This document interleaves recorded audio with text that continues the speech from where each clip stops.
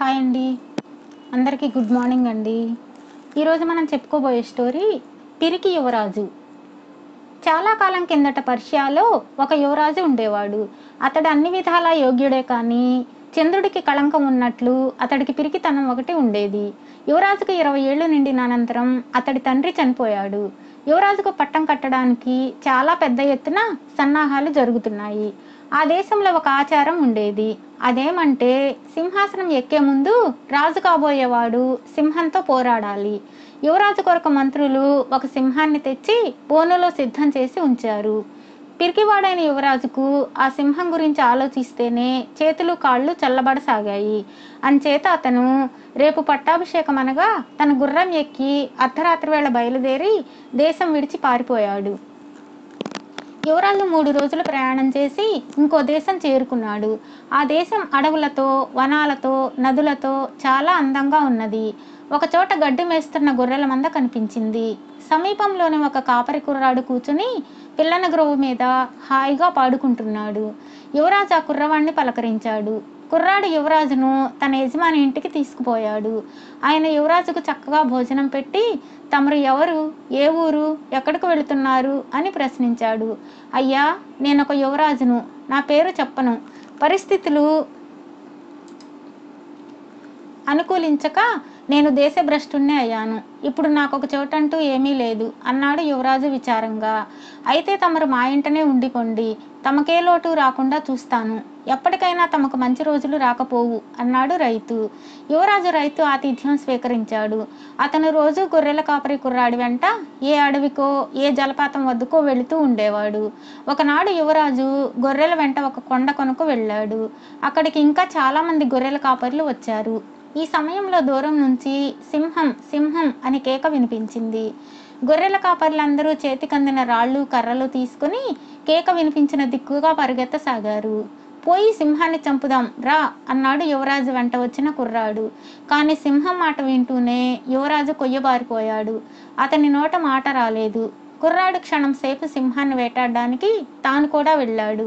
తన అవయవాలు స్వాధీనంలోకి రాగానే యువరాజు తన ప్రాణం రక్షించుకోవడానికి చెట్టెక్కి ఆకుల గుబురు మధ్య దాక్కున్నాడు.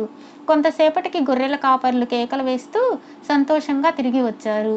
వారు చంపిన సింహం వారి వెంటనే ఉన్నది. ఇది చూసిన యువరాజుకు సిగ్గు వేసింది. గొర్రెల కాపరి కుర్రాడికున్న ధైర్యం కూడా తనకు లేదు. చచ్చిన సింహాన్ని చూస్తేనే అతనికి చేతులు కాళ్ళు వణుకుతున్నాయి. గొర్రెల మందలు వెళ్ళిపోయాక యువరాజు చెట్టు దిగి వచ్చి రైతుకు కనబడ్డానికి ముఖం చెల్లక మరొక మార్గం పట్టుకొని పోసాగాడు.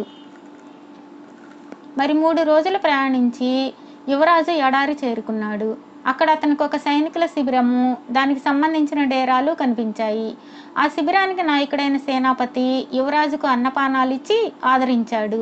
ఆయనతో యువరాజు తన పేరు చెప్పలేదు, కానీ రైతుతో చెప్పినట్లే తాను దేశభ్రష్టుడైన ఒకానొక యువరాజునని చెప్పుకున్నాడు. తమరు మా శిబిరంలోనే ఒక సైనికుడిగా ఉండండి, ఏ లోటు లేకుండా చూస్తాము, ఎప్పటికైనా మంచి రోజులు రాకపోవు అన్నాడు సేనాపతి. యువరాజు అందుకు సమ్మతించాడు. అతనికి ఇక్కడ జీవితం కూడా బాగానే ఉన్నది. కానీ ఒక రోజున సైనికులందరూ గుర్రాలకి బయలుదేరుతూ యువరాజును కూడా రమ్మన్నారు. మీరంతా ఎక్కడికి పోతున్నారు అన్నాడు యువరాజు. సమీపంలో ఉన్న కొండలలో సింహాలున్నాయి, వాటిని వేటాడడానికి వెళుతున్నాం. చాలా కాలం యుద్ధం లేని కారణం చేత ధైర్య సాహసాలు మొద్దుబారిపోతాయి, దానికి వేట సరి అయిన విరుగుడు అన్నారు సైనికులు సంతోషంగా. యువరాజు వెళ్ళక తప్పింది కాదు.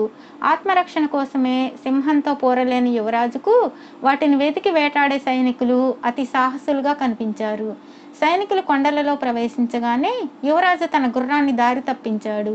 అతను కొన్ని రోజులు ప్రయాణం చేసి ఒక పెద్ద నగరం ప్రవేశించాడు. అతను దేశభ్రష్టుడైన యువరాజుని చార్ల వల్ల విని ఆ దేశపు రాజు అతనిని తన ఇంటికి ఆహ్వానించి సాటి రాజుకు జరపవలసిన మర్యాదలన్నీ జరిపించాడు. మంచి రోజులు వచ్చేదాకా తన అతిథిగా ఉండమన్నాడు.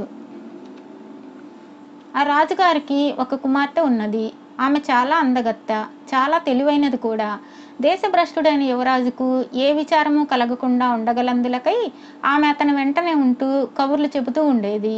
యువరాజు ఇక్కడికి వచ్చిన రోజు సాయంకాలం భోజనాలయ్యాక యువరాజు రాజకుమార్తె మాట్లాడుకుంటూ ఉండగా గది వెలుపల భయంకరమైన చప్పుడు వినిపించింది. దడదడా కొట్టుకునే గుండెతో యువరాజు ఆ చప్పుడేమిటి అని అడిగాడు. మరేమీ లేదు, నా నల్లబంటు ఆవలింత అన్నది రాజకుమార్తె. నల్లబంటు అంటే రాజకుమార్తె నౌకరైన నిగ్రోవాడు కాబోలేమో అనుకున్నాడు యువరాజు.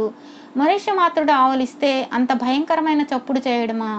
బంటు అలా ఆవలిస్తుంటే రాజకుమార్తెకు ఆగ్రహం కలగకపోవడము యువరాజుకు ఆశ్చర్యంగానే తోచింది. మరి కాసేపు సంభాషించుకున్న తర్వాత నిద్రపోయే వేడ అయింది, వెళ్ళి పడుకోండి అంటూ రాజకుమార్తె తలుపు తెరిచింది. మరుక్షణం యువరాజు గుండె ఆగినంత పనయింది. అక్కడ పెద్ద నల్ల సింహం కూర్చుని ఉన్నది. సింహం సింహం అంటూ ఎలుగెత్తి అరిచాడు యువరాజు. భయపడకండి, భయపడితే అరణ్య మృగాల మీద పడతాయని ఎరుగరా మీరు? ఇది నా పెంపుడు సింహం, ఏమీ చెయ్యదు, నేనే స్వయంగా మచ్చిక చేశాను. ఇది ఎప్పుడు నా వెంటే తిరుగుతూ ఉంటుంది అంటూ రాజకుమార్తె సింహం తల మీద చెయ్యి వేసి నిమిరింది. యువరాజు కొంచెం స్థిమితపడ్డాడు. తర్వాత రాజకుమార్తె నల్లసింహాన్ని వెంట పెట్టుకొని వెళ్ళిపోయింది. ఆ రాత్రి యువరాజు నిద్రపోలేదు. తాను బాధపడుతున్నది భయం వల్లనే, సింహాల వల్ల కాదని అతను తెలుసుకున్నాడు. గొడ్ల కాపరి కుర్రాళ్ళు సింహాన్ని చంపారు. సైనికులు సింహాలను వేటాడారు. రాజకుమార్తె సింహాన్ని స్వయంగా మచ్చిక చేసుకున్నది. వాళ్లకు భయం బాధ లేదు, తనకున్నది, అంతే తేడా. భయం లేని వాణ్ణి సింహాలు కావు కదా, మరేది కూడా ఏమీ చేయలేదు. ఈ సంగతి తెలుసుకున్న వాడే యువరాజు తెల్లవారకు మునిపే తన గుర్రం ఎక్కి ఎవరికీ చెప్పకుండా స్వదేశానికి వెళ్ళిపోయాడు. మంత్రులు, రాజబంధువులు చాలా సంతోషించారు. నేను సింహంతో పోరాడతాను, ఏర్పాట్లు చేయించండి అన్నాడు యువరాజు. మర్నాడి సింహంతో యువరాజు పోరాటం ఏర్పాటైంది. యువరాజు పల్లెంతో రంగస్థలంలోకి వచ్చి ధైర్యంగా నిలబడ్డాడు. అక్కడికి సింహం ఉండే బోను తెచ్చి దాన్ని బయటకు వదిలేశారు. బోను తలుపు తెరవగానే సింహం పెద్ద పెట్టును అరుస్తూ ముందుకు దూకింది. యువరాజు కదలలేదు, మెదలలేదు. సింహం అతని చుట్టూ తిరిగి అతని పక్కనే కూర్చుని అతని చేతిని నాకింది. అది పెంపుడు సింహం. ఆ సంగతి మంత్రులు యువరాజు దగ్గర దాచేశారు. అతడి ధైర్య సాహసాలు ఇప్పుడు రుజువయ్యాయి. వెంటనే పట్టాభిషేకానికి ఆహ్వానాలు వెళ్ళాయి. రైతులు, గొర్రెల కాపరి కుర్రాడికి, ఎడారిలో సేనాపతికి, సైనికులకు, రాజుకు, ఆయన కుమార్తెకు కూడా పిలుపు అందింది. వారంతా వచ్చారు. పట్టాభిషిక్తుడికి అందరూ కట్నాలు చదివించేటప్పుడు రాజుగారు, నేను వేరే ఏ కట్నాలు తీసుకురాలేదు, నా కుమార్తెను తెచ్చాను, ఆమెను స్వీకరించండి అన్నాడు. యువరాజు రాజకుమార్తెను పెళ్లాడి చాలా కాలం సుఖంగా రాజ్యం చేశాడు.